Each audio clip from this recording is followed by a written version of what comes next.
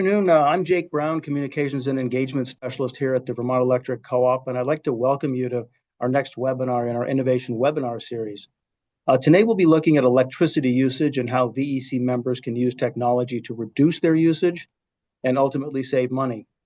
Our goal today is to leave you with some concrete, practical tips that you can employ in your home or business right away. We've got two great speakers with us, Dave Lehar and Angela Daniels. Both have extensive backgrounds in the utility business with decades of combined experience in the field.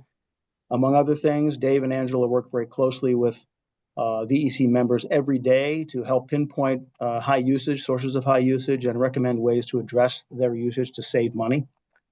A couple of logistics: the webinar is being recorded and all registrants will be sent a link to the recording. And the link will also be posted on our website. So please feel free to share it after the event with people who might be interested.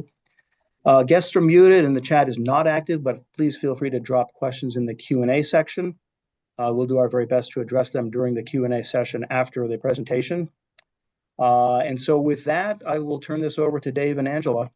Dave, do you want to start us off? Sure.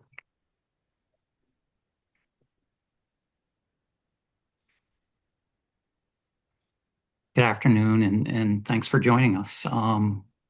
So my name's Dave Lehar. I'm the Key Accounts Manager here at Vermont Electric Cooperative, and I deal with a lot of VEC's largest commercial and industrial accounts, helping them to manage energy use and understand their energy patterns.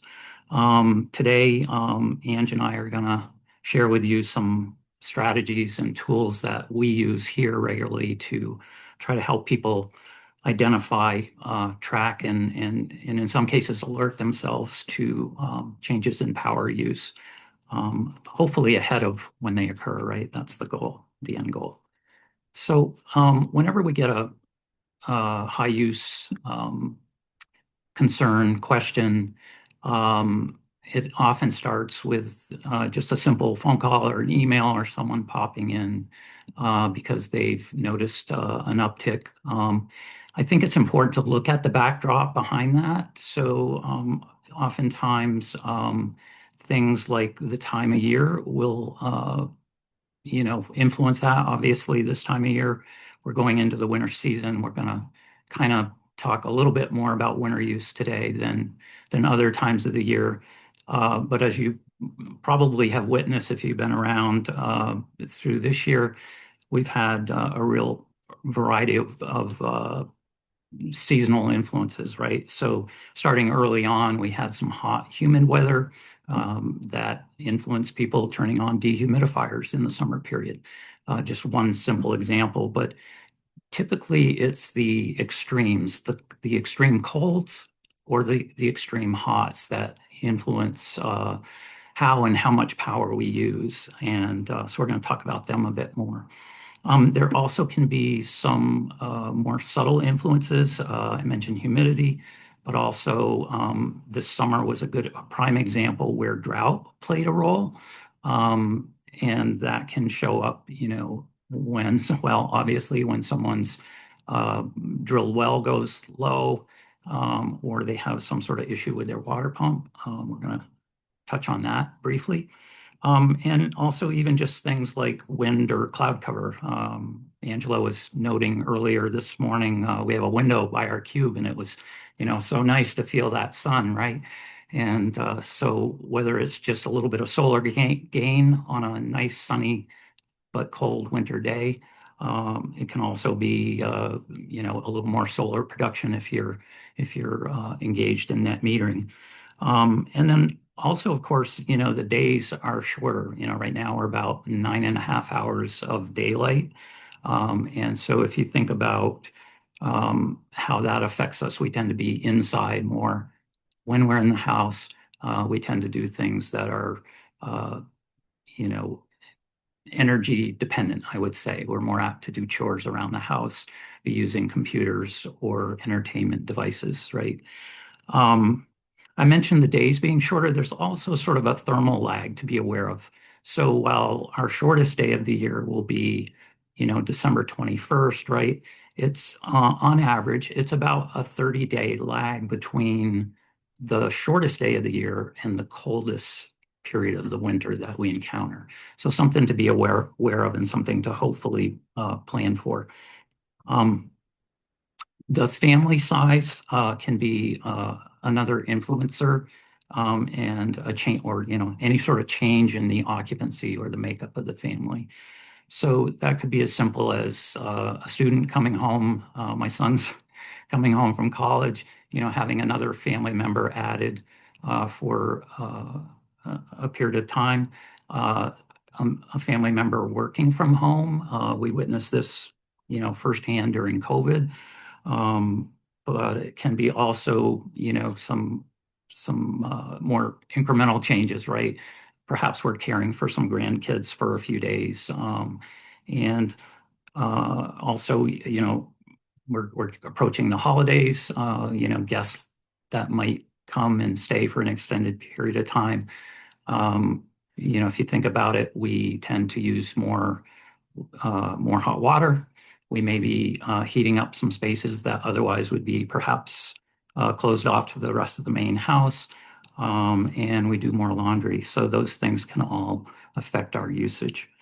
And lastly, things that may have changed in the household. So I think it's important to kind of have some discussion with these, with members when they call to understand their situations. So there's the backdrop, but there's also, has anything changed recently? Have they replaced an appliance? Have they added something new? In the last few years, we've really seen an uptick in the adoption of things like heat pumps, electric vehicles, and plug-in hybrid vehicles.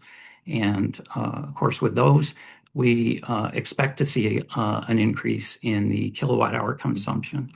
But hopefully, we're also seeing a commensurate reduction in fossil fuels, or the amount of gas that we need to get around town.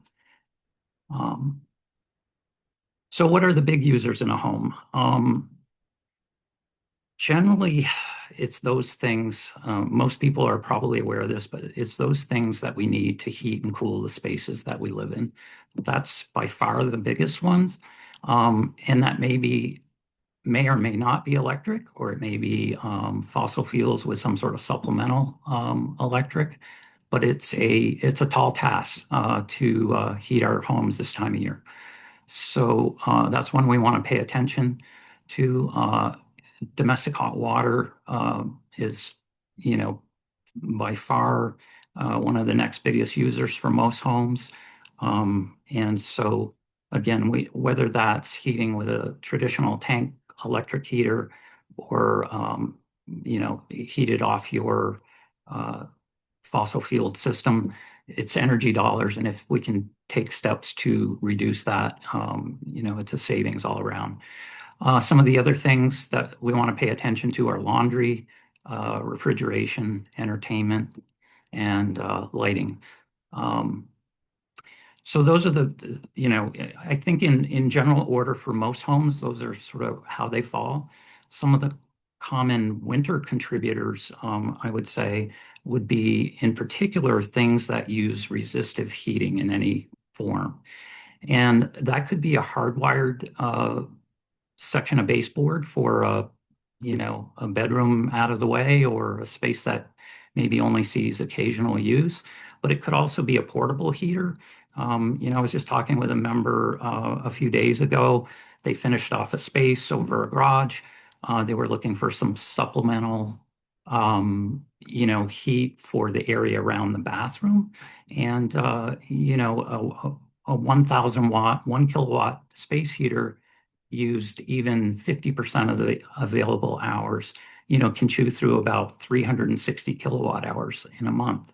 So, that's $86. That can be, in some cases, that's half of sort of our typical residential user. So just something to be aware of. Those can kind of get out ahead of people during a cold snap. And with resistive heating, we get a fixed amount of heat. So, you get about 3,400 BTUs per kilowatt hour expended.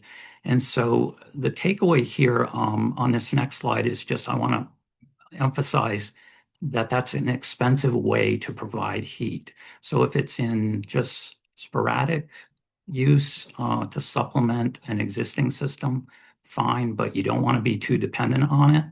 This says electric baseboard, but it holds for the portable heater or the fan coil unit in the bathroom that I mentioned earlier, those sort of things. Comparatively, if we could do that same job with a heat pump, now we get 2 to 3, maybe 3.5 times the BTUs per kilowatt hour expended, and that can be huge. Similarly, your fossil fuels, are falling probably in the, this is dollars per million BTUs delivered. Your fossil fuel systems will typically fall in the mid 30 to maybe low 40s dollar range. And again, the takeaway here is just to avoid the electric baseboard, electric space heaters wherever possible, because there's usually a more cost-efficient way to deliver that same heat.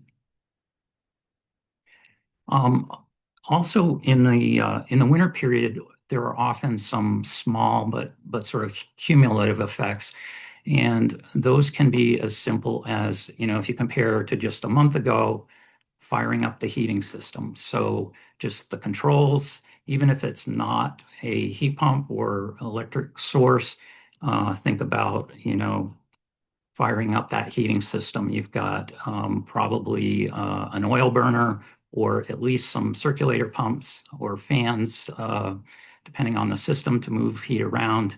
And it's not uncommon for that to add 100, 150, 200 kilowatt hours to the average bill compared to, say, a month ago.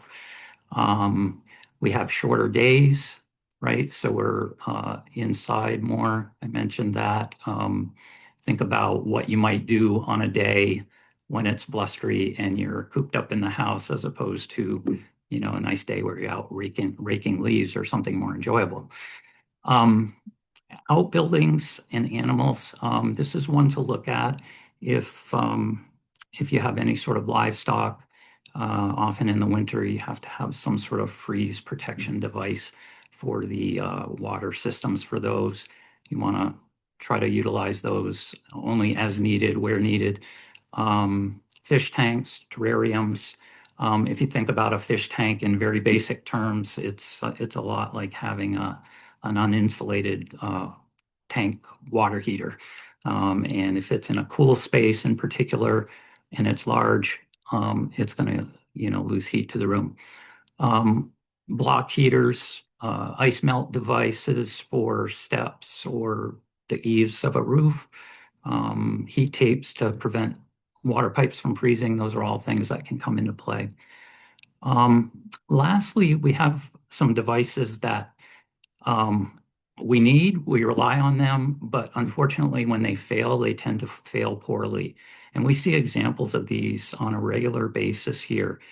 Things like water pumps, septic pumps, sump pumps, or inline thermostats for electric baseboard or portable heaters.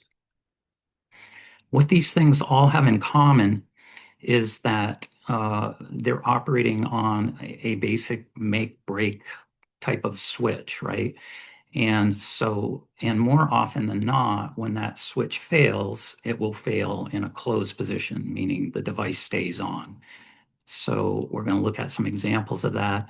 I might point out to the thermostat in this case. This is a typical inline thermostat that you might see on the wall for a small section of baseboard heat. Oftentimes people think if they turn them all the way down, they are off. This particular one has an off position, but they don't all have. Oftentimes they go down to 45 or 50 degrees, and that device can still be triggering on and off. So if you want baseboard electric heat off, you really want to turn it off at the breaker to be sure it's off. Okay, so what are some of the tools we use? Well, SmartHub, if you haven't used it already, is a really powerful tool. It's our online platform for monitoring usage, among other things. You can do other things with it, but that's mainly what I'm going to talk about. It's easy to set up. You log in, you create a username and password. Once you do, you can log in easily. It's easy to set up. It's intuitive and it's really powerful, and it can be a tool to get a handle on this stuff. Here's an example where Monica is demonstrating SmartHub to a member at an annual meeting. This is Usage Explorer. Explorer is the most common feature, I would say, that people go into. It's fairly intuitive, but what happens is you come in, it will have monthly usage. You can then click on any of those months, and it will drill into the daily or hourly usage as you drill down further and further. What's common with Usage Explorer and all the screens is that the bars are the kilowatt hours, and the scale for that is on the left. So the kilowatt hour scale is on the left. The line graph that is sort of superimposed over the top is the temperatures, and that's the average temperatures for whatever resolution you're looking at. So if you're looking at monthly data, it's going to show you the average monthly temperatures. If you're looking at daily, it's going to show you average daily temperatures. Oftentimes, too, what we're looking for there is a correlation between those two, right? So if we see an uptick in kilowatt hour usage whenever the temperature drops, goes lower, right? That's a cue to, to drill into those things that are coming on during colder weather. It can also be, as I mentioned before, something where when there are more people home or certain days of the week when we're doing activities, perhaps on the weekend, we might see some correlation there. One of the features of SmartHub that doesn't get used as much, but in my opinion is very, very helpful and quick to use, is called usage comparison. So again, if you go into usage, select usage comparison, this will allow you to very quickly compare month to month. It's a daily format, and so you can only look at a month of daily data. But you can compare, in this case, September to October, or we could compare, the prior year, same month. And what's nice with it is it drops the information into a tabular format at the bottom where you can quickly look at what are the differences from month to month. This particular one, you can see there was a big difference between the September and the October usage. A drop of about 200 kilowatt hours. But you can also see that the temperatures, the max min temperature in particular was 12 degrees lower. So, that's an indication where there might have been some air conditioning, perhaps, I might guess.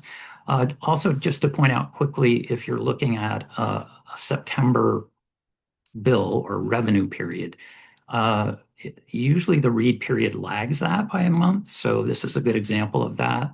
The read period you can see was from, July 30th to August 30th, but we're looking at a September bill. So just to be aware. One of the other nice things with usage comparison is it does combine the two meters if you happen to have net metering, and just going to talk about that in more detail, but that's another nice feature. So it's actually showing you what your home used for a particular day. Okay.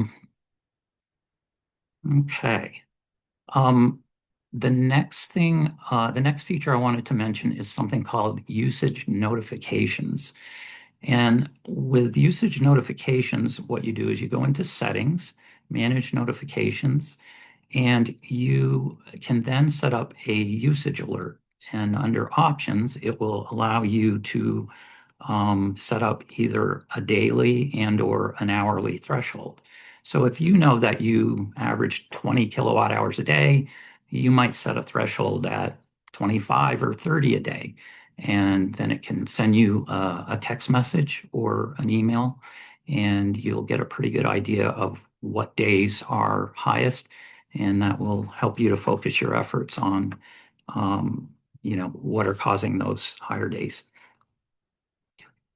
And the next feature I wanted to just mention is something called trackers.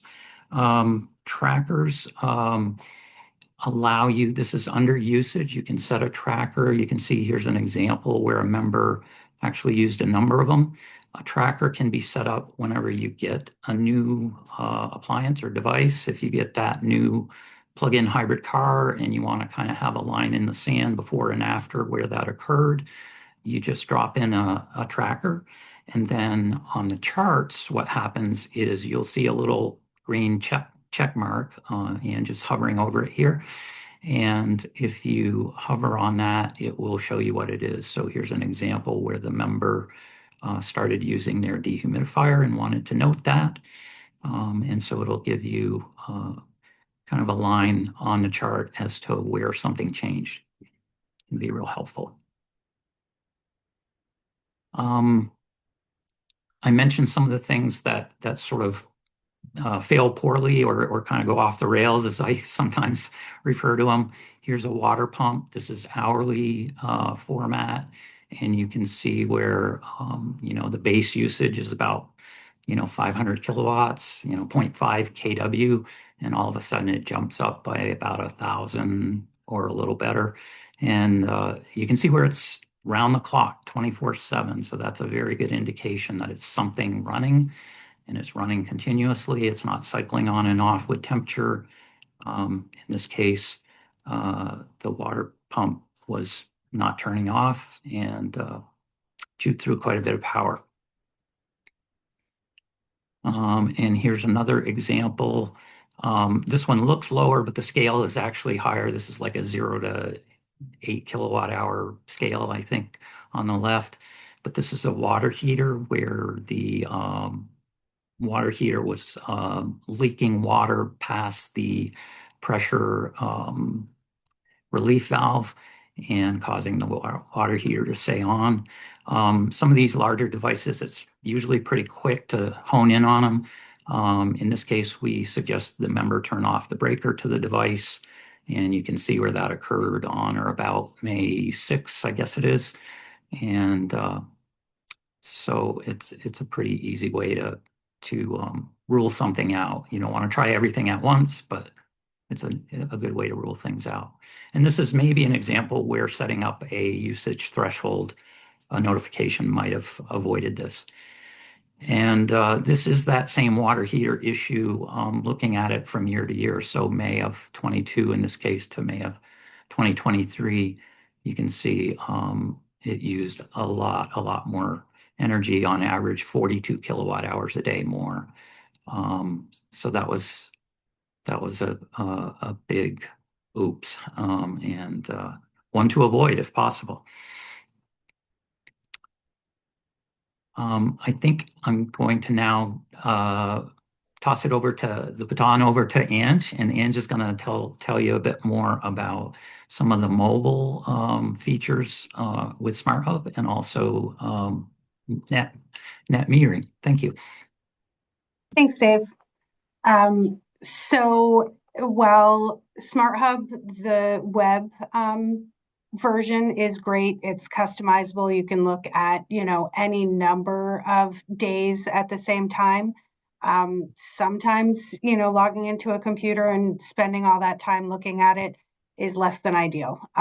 With the app, it allows you to take a quick peek and see what's happening. And it does have some features that the web version does not have. So when you log into the app, as soon as you get in there right on the home page, it does give you an overview of where you're at on a monthly basis. And then if you go into usage at the bottom, you can immediately see where your usage is at on a daily basis. Green is indicating that that's lower usage, red is high. And in any of these cases, if you click on the button in the top that looks like the bar graph, it can change it into cost. Kilowatt hours for those of us who do this stuff all the time makes sense, and we can change that into cost. But for you, just doing it this way may not be as helpful. So putting it into a dollar figure can help. And then down below that, you can go into all of these other different places to look at what you want to look at, whether it's hourly information or the last week, yearly, all of that info is there. Just some things that you'll find when you play with it. If you flip your phone to the side, you get to see more days. And if you are swiping right or left, you'll change the date range on there. This is an example of daily usage. As you can see, I did change it to cost. So, $5 a day here in August, and then the air conditioner got turned off and we dropped down to about $4 a day. And then if you're looking at any of this daily info and you say, wow, what is that huge spike? I want to take a look at that. If you tap on that, then it will bring you into the hourly view so that you can, dive into it a little bit more. It's all just a tap, and then you can tap to go back. So it's pretty quick, and it's something that you can be doing, while you're waiting to get your kids from practice or rehearsal, or while you're cooking dinner. I think the ease of the app is really beneficial because we're all busy, right? So this is just another example showing, this is a typical work day at my house. We're getting up and ready to go. I think I started my dishwasher. In this case, something to think about is if you use a dishwasher and you can turn the dry cycle off, that'll save you a little bit of electricity. Anytime, like Dave mentioned, you're using electricity to heat, cool, dry, that's going to be a big user. And then you also have the option of looking in the summary, again, clicking on the info button from those graphs. It can give you just your highs and lows, the average, total monthly information. And like Dave had mentioned, it gives you the temperatures, which are a key factor. If you go into the detail, it breaks it down into a daily basis. So there's a lot of information in here. Just playing around with it when you have a couple minutes will help you learn how to navigate it more, and can help you figure out where your power is being used. So to move back to the web SmartHub, this may not be applicable for everyone listening today, but we have many members who have net metering. And they, want to know how to see how much power they're generating, or, how much power they're using. So this is a typical monthly bar graph for a net metered customer. You can see they have the 2 meters. So the dashed line is the billing meter. And then the orange line is the solar meter. So you can see during the winter months, very little generation and lots of power used. And during the rest of the year, they are over generating so that they're producing more power than they're actually using. And then you can click on any of the months and get into the daily info, and then on a day into the hourly info. So again, just another easy, pretty straightforward graph.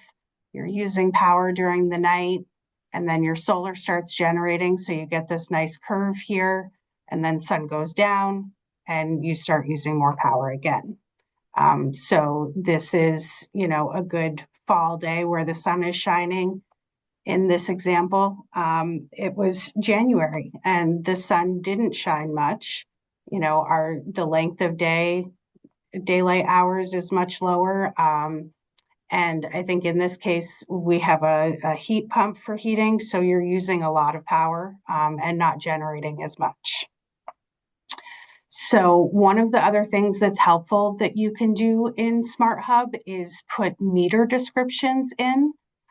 So when you're moving around, if you need to know which is your solar meter and which is your house meter, you can go into settings where you set up to get, your power outage alerts and all of that stuff. And one of the options is meter description. And then you can give that meter, whatever description you want.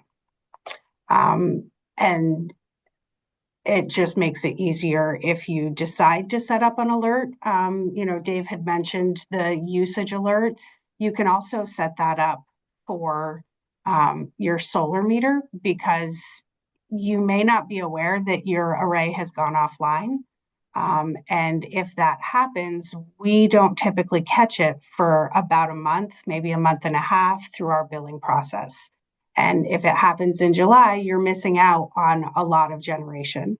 So you could set a usage alert for your solar meter so that if it's not generating power, you get that text message or email, and then you'll know and you can figure out what's going on. And the other thing that Dave talked about is usage comparison for our net metered customers is very helpful. I had someone call last week. They had installed a heat pump and they wanted to know what kind of impact it was having on their usage. And with net metering, it's really difficult to see those things because your generation is offsetting your usage. So on the usage comparison screen, it combines all of that so that you can actually see what kind of impact that heat pump had, or air conditioner, or whatever you're using. This is really one of the few places that I've found that you can actually find that information.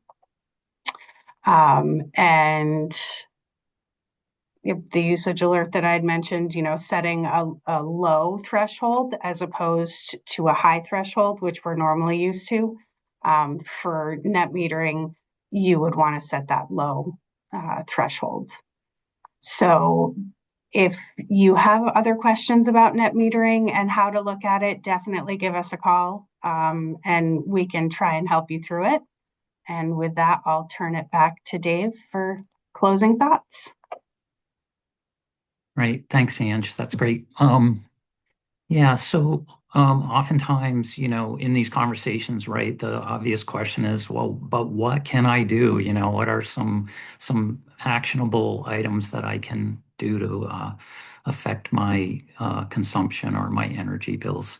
And within that, I would say energy bills in total, right? So sometimes it's looking at saving kilowatt hours and lowering your electric bill, but in whole, we want to lower our energy bills. So that might include looking at what we're spending on fossil fuels or gasoline. So first of all, sign up for SmartHub if you haven't already, right? It's a great tool. It kind of takes some of the mystery out of, things. And rather than getting a bill at the end of the month and being surprised, you have that information right at your fingertips. Weatherization this time of year, in particular, I'd encourage you to look at weather stripping, adding insulation, making sure doors and windows are, sealed properly, closed properly. That can be huge. And again, even if it's not electrically heated, you may have some supplemental electric heat, or even just the impact of how often your boiler or furnace has to fire on and off, and move that heat around. If you reduce the overall demand on the home, you're going to reduce your energy bills. Reduce hot water. That one is huge. Usually, if folks do not have electric space heating in any capacity, water heating will be the biggest user. And again, regardless of how you're heating the water, you want to look at that closely.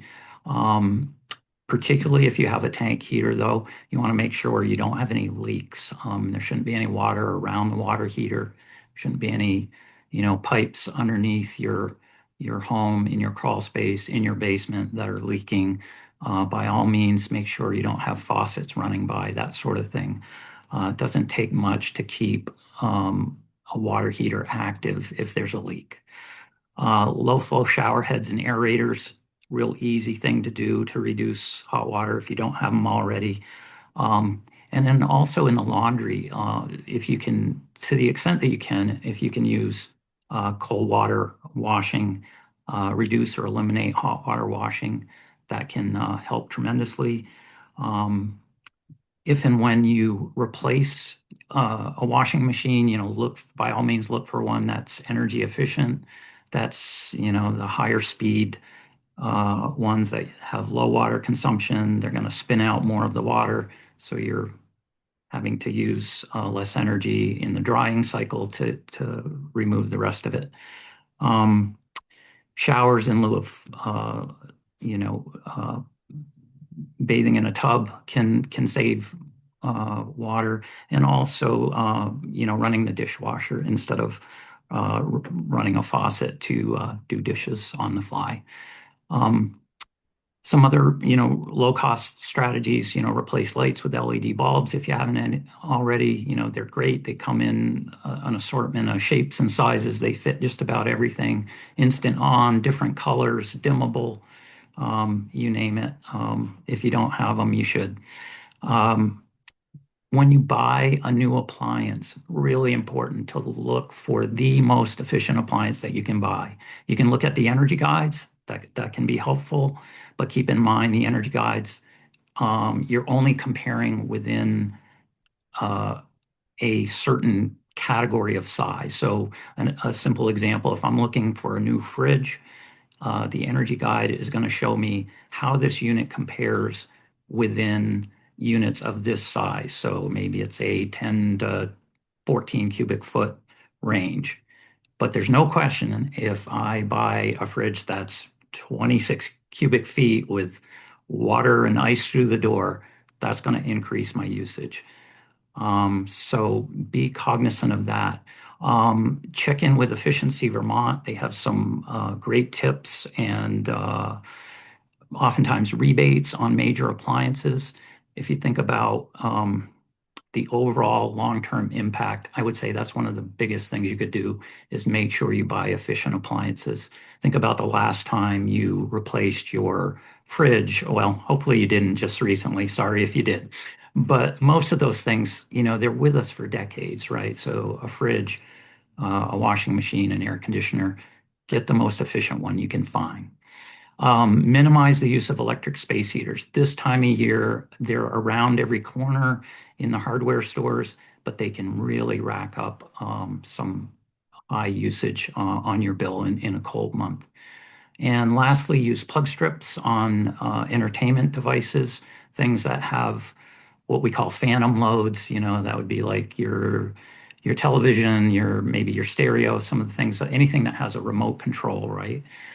In particular, home office equipment. So if you have a copier in particular, or a printer, things of that nature, those can have pretty high standby losses. And if you're not using them for long periods of the day or overnight, a plug strip can be a real low-cost way to get rid of that. I mentioned Efficiency Vermont, and their contact information is at the bottom.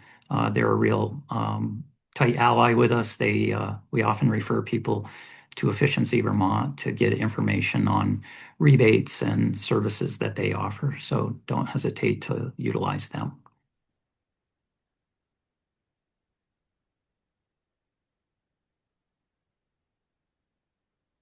Excellent presentation, everybody. Thank you. We have a bunch of questions we've got here, and we'll run through those. We're gonna stop at the top of the hour unless we end sooner. But let's hit these questions, because I think that's a lot of what we're after here. Is thanks for the member engagement. It's great. We are really happy with how people are responding here. So we've had several questions come in, some pre-webinar, some during the webinar. One for either one of you, and I'll just throw these to both of you guys, and you can choose how to answer, who wants to answer. How much energy does standby electronics use if plugged in? Dave, you talked about this just a minute ago. Sounds like maybe we covered it, but tell us a little bit more if you can. Yeah, I would say it's relatively minimal, except for those things I noted, like a copier is the one that comes to mind. There's typically a heating element in there that if you're not in it, oftentimes you can select an energy mode that will help with some of those things. But if you're not using them, again, best thing is to turn them off and get them off using a plug strip. Got it. How can I identify which appliances use the most energy so I can replace them with more energy efficient appliances? So how do I identify what the hogs are? One of my favorites for hog of the year is is a dryer. This time of year, if you can hang clothes, you can probably save a lot of energy. An electric dryer will usually have about a 5 kilowatt element. A gas dryer will have a comparable burner. But if you think about it, in addition to the electrical demand that's putting on your home, you're exhausting like a 4-inch stream of air. I don't know, probably 200 CFM or so out the door. And guess what? That air has to be made up through infiltration into the home through another source. And then that air has to in turn be heated this time of year. So it's a big consumer. I think it's one to avoid if you can. I mentioned space heaters. I think those are the other thing that really can just kind of get out ahead of people. It's easy to, sort of throw one on in a room that's maybe removed from the overall space, but there's usually a lower cost way to do that, and you might consider that. Great. How can members tell whether their higher bills are due to rate changes or simply more usages? And is that something you want to tackle, either one of you? You work with Yeah, sure. bills a lot. So I mean, anytime we have a rate change, we would certainly notify on the bills and in other publications. But when you are in SmartHub, you can look at your billing history at the PDFs. And so you'd be able to look on the second page to see what the rate per kilowatt hour is and compare it. So it's right on the bill, basically. You'll be able to see the rate. Got it. Yep. Cool. Okay. Great. Let's see now. Something a little bit off topic, but nonetheless worth asking. Do we offer incentives for home charging at VEC of EVs? So we do have some incentives. Yeah. You can get a free charger if you go to the website and look under I think it's either forms or energy transformation. That's where you'd find any rebates or programs that we have related to that. Great. Great. Let's see now. What are some common mistakes that members might make when trying to save energy? Sometimes we think we're doing something and we're actually working against ourselves. Yeah, Anything come to mind? I think the supplemental heat is probably the big one that immediately comes to mind. Turning on a portable space heater, and that's probably not your best choice. If you have a choice to provide that same heat by adding a small, duct or, emitter, if it's a boiler, and pulling that off your primary heating system, that would definitely be better. Yeah. I think that's probably the one that I see most often Okay. surprise people. Yep. Yep. Um, let's take a crack at this one. Which is more efficient, a propane clothes dryer or a heat pump clothes dryer? You may need more information specifically to the device to answer that, but any thoughts on that broadly? Yeah, I think so. So no question, probably either of those choices might get you out ahead of electric with fuels being where they are right now. I tend to think the heat pump dryer is probably a little bit lower just based on the cost per million BTUs that we were looking at earlier. And also, if you think about the fact that we're with a heat pump, we're sort of moving heat. We're borrowing a little bit of heat from the environment that it's in. And in this case, it's air from the home as opposed to a cold climate heat pump where the unit is outside and dependent on the ambient temperature. So I think what's called the COP, the coefficient of performance, is worth looking at. But basically, in very short terms, the COP gives you an idea of how efficient it is compared to just straight resistance heat. So COP of 1 for electric resistance heating. Oftentimes with a heat pump water heater or a heat pump dryer, I think those units are up in the 3+ range. So you're getting 3 times the number of BTUs for the same kilowatt hour expended. Great. Okay. And just I have a quick question here. Could you tell us again how to sign up for SmartHub? Just how does that work? How easy is that? What's the process? Yeah. Alex, do you want to tackle that one? Yep. So if you go to our website, vermontelectric.coop, in the top right-hand corner, it says My Account. You click on that and then click the new user registration. It'll ask for your account number, last name or business name, and then your zip code. And then you're in. Once you're in, you can also download the app that I had mentioned for either Android or Apple devices. It works on both, and it works on tablets as well. And yeah, once you're in, then you've got all the tools for your usage, as well as getting notifications for bills, and you can pay there and all of that stuff as well. Great. Super. And also on SmartHub, are there features in SmartHub that you think people often overlook that really are super useful and like sort of stand out as the real sharp ones that are yeah game changers? Yeah. I feel like the usage alerts is huge. If you have that set up, then you get that notification, the next day after your usage increases, and it's not 30 days later. So, if your water pump failed, and you don't know it because you can't hear your well pump running, that could be 50 or 75 extra dollars that you're paying. And so it's really a set it and forget it thing that can save you big in the long run. Great. Super. Let's see now. SmartHub, those slides, there's a lot of data on those slides, and that's part of the utility of SmartHub is all the detail that you can get. We have a question about it being a little bit overwhelming. What do you guys say to that? How do you help members sort of get into SmartHub knowing that it's got a lot? Yeah. I really think that playing around with stuff and just, starting slowly can be helpful.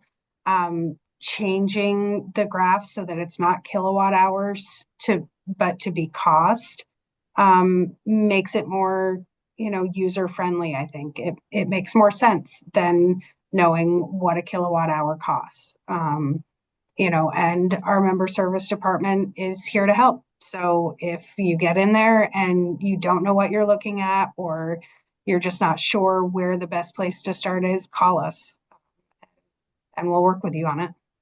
Great. Yeah, I hear you guys a lot working with members on these specific issues, and you guys are super at it. And I would encourage people who have questions to call because these guys can help. For home weatherization, we have a question for home weatherization. If you have to choose between buttoning up the attic, the exterior walls, or the frost walls slab, for most houses, which one tends to give the biggest bang for the buck? Probably pretty site specific. Yep. Any thoughts? I would say the attic. Generally you want to make sure that you have adequate R values for insulation throughout your home, but the attic is a big one to start with if it's not tight there. that's probably going to lead to more heat loss than anywhere else. You know, on those type of questions, you know, Jake, again, Efficiency Vermont is, you know, coupled with a lot of the weatherization people too. So I know they were running a button-up program recently. So, you know, I certainly utilize them as a resource on some of those sort of things. But I think that's probably what they would say. Okay, great. Another one here. Does it save more money to keep a heat pump on during the night than to turn it off and then restart it in the morning? Any Yeah. thoughts on that? Yeah, Jake, I'll take that. A couple of aspects of that one. First of all, people sometimes misunderstand, you know, that whether rates might be cheaper at night.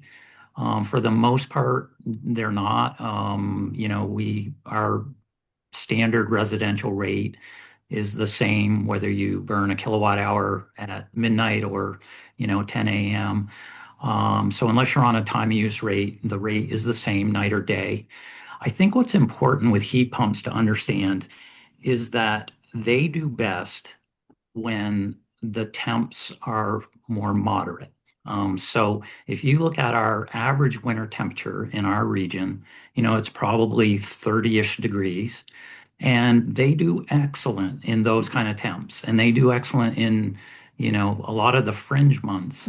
But when we get into the coldest, frigid part of the winter, and, you know, usually that's what, you know, mid to late January, early February. If you get a day where the temp doesn't go above 10 degrees, that the COP that I mentioned earlier of that device falls off quite a bit, and it's approaching closer and closer to the equivalent of a electric resistance device. And so on those coldest days, my recommendation would be on the coldest days, if you have other means of providing heat, I would look to using those and perhaps not running or, you know, dropping back on the reliance on heat from the heat pump. Okay, okay, good. I think we've pretty much run through the questions here. Trying to look through. No, I think we're at the conclusion of our conversation here today. I want to thank everybody for participating. Hope you found it useful and helpful. We want to thank you for your membership, those of you who are members of VEC, your feedback and your interest in this topic.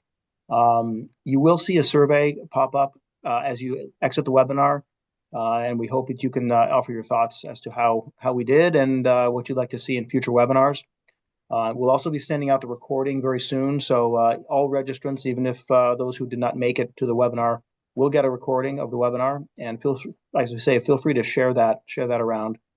And also keep an eye out for our webinars in 2026. We'll have a continued series next year. And from all of us at VEC, we want to wish you a happy and safe holiday season and have a great afternoon. And thank you again.